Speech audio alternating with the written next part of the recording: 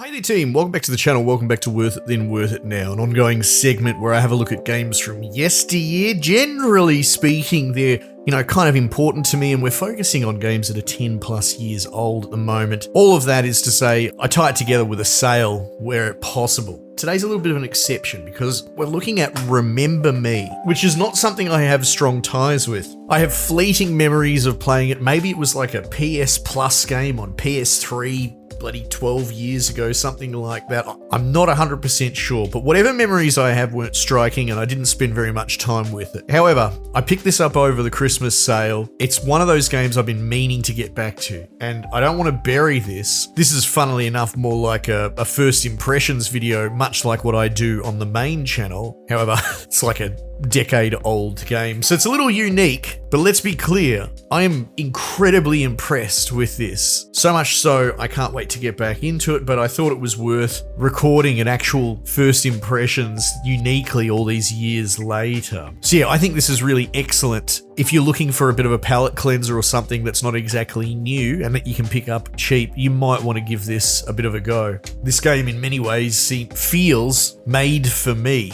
And it's always fun to find a rare exception where something slipped through the cracks because, I've been a pretty avid PC gamer these past 10 years. There's not a lot from 10 years ago that I actually did miss. Anyway, so Remember Me. It's made by Don't Nod. As best as I can tell, it's their first big ticket item, probably their first game full stop. And it feels very different from modern Don't Nod. I think that's a bit of a tragic studio. They clearly have or had the skills to make great games, but over the years and as the more, let's say, modern approach to gaming and design and concepts, I don't like saying woke, right? Because people's brains flick a switch when you say that. But if you want to talk about the development and change of the industry for better or for worse in recent years, there has been a pretty extreme pivot in that direction. So much so that we have people that will just not buy a game if it's got certain tick boxes in the game. And you can't really blame them, and I don't want to get into it beyond that. And while different studios have approached that differently, Don't Nod's embraced it. And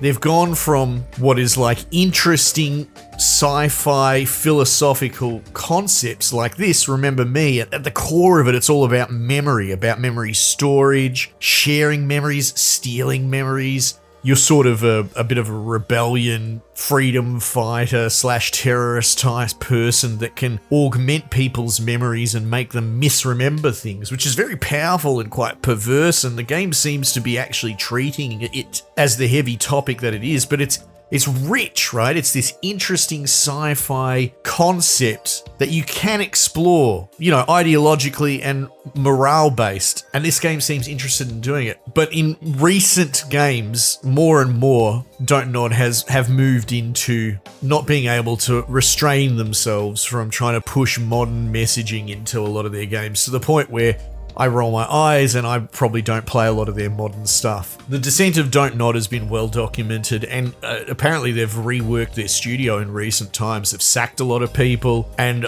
I also remember reading something somewhere about how their whole company's being held up by sales of the old games that were good and the new ones are crap, basically. It sounds like they might be doing some soul searching. They might turn it around. This video is not necessarily supposed to be a Don't Nod history channel thing, but well, you go where the thoughts go. It's published by Capcom. I love Capcom, just about everything they do. So it's a really interesting pairing. There's a lot of bits and pieces of the era that Frankenstein together to make this game. The thematic setting is in the city of Neo-Paris. I read a few entry logs, but not too much. It seems there was a civil war and there were bombs and the city was essentially abandoned and blown up and then retaken by a, billionaire dude that made this memory company and moved back into the city to sort of refurb it. You wake up with your memory being wiped or in the process of it as a captive of this company. You manage to escape and, I've only played a little bit, but it would seem that you're now a fresh slate, but picking up the pieces of being a pretty cool freedom fighter, memory rearranger type person against this big tech memory giant. And even when the game starts, it's with this, on the nose sci-fi ad about passing my memories of the war to my son, or, having the memory of my dead old husband locked away in my mind. You know, it's interesting, it's perverse, but it really is. It's good sci-fi. At its root, this is what people like me, sci-fi fans, want. And the memory hacking thing works its way into a gameplay mechanic. I've only really done one so far, but you're being hunted by this bounty hunter chick, Olga, right? And you manage to slip into her brain to rework it right when she's about to take you out or capture you or whatever. And it turns out they do a little side scenario for like 15 minutes where she's by her husband's essential deathbed. He's got some sort of memory related terminal illness. She's transferring memories to him, but it plays out as a little scene and you have to go in and change aspects of it to trick her into thinking her husband's actually died. And at the end of it, when you do succeed, instead of her wanting to bring you in as a bounty for a payday so she can keep paying the medical bills for her husband, she's actually interested in taking down the corporation and joining like cause with you. Now, your character hasn't really had an introspective moment to go, well, maybe this is incredibly perverted and I shouldn't do this and there'll be repercussions. So I'm curious where it goes. Maybe your character's just a bad person, because the main thing, her takeaway, she has had introspection and it's been that she's got the power of God and she needs to master it if that's what she had. So maybe it is an early telltale sign that she's a bit of a shit person. Who knows? I'm invested.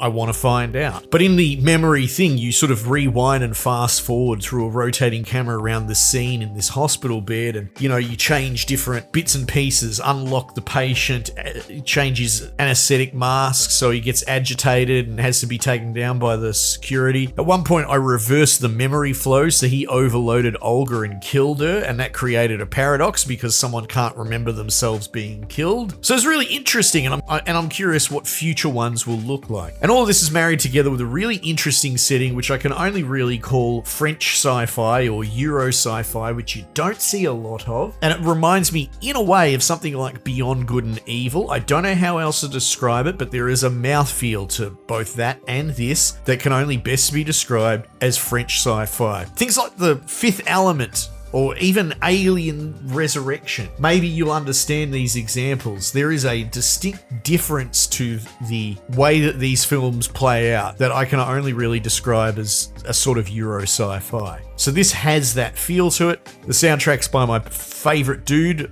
Olivier Denevieux, however you bloody pronounce his name. And it's really interesting. It's going between orchestral swells that you would expect from AAA greatness, but also some kind of poppy, punchy, synthy stuff, especially during combat. And the combat's kind of doing a Batman free flow, less about counters and more about constructing combos in your menu. You unlock these different combos and you slot them into your buttons. Some are damage, some are heals. You dodge enemy telegraphs. So you're trying to weave the memorized, oh, this is my heal combo, into the punch up to heal during the fight. And mix that in with, oh, well, this is my damage combo, right? It's really interesting and engaging. And I guess the last cornerstone of the gameplay is there's a lot of platforming. It's very heavily telegraphed. You could argue it's yellow paint in a certain proto form, but I don't really mind. It's snappy, basic platforming, stuff that you might see in something like an Uncharted game. It's a good excuse to explore this really unusual sci-fi space. Anyway, you can tell I am roundly impressed. The concept, the sci-fi, the exploration of it, Don't Nod as a studio in their excellent heyday, a far cry from what they have become today, with a really unusual team up with Capcom. It's so bizarre that this is something that's flown under the radar for me for so long, so I'm glad that I bit the bullet, picked it up on sale and gave it a go, and maybe you should do just the same. I'm really curious, actually, like I said, because I went back down a bit of a Don't Nod rabbit hole to see what they're up to at the moment. And it sounds like they're kind of on death's door and they need to either fail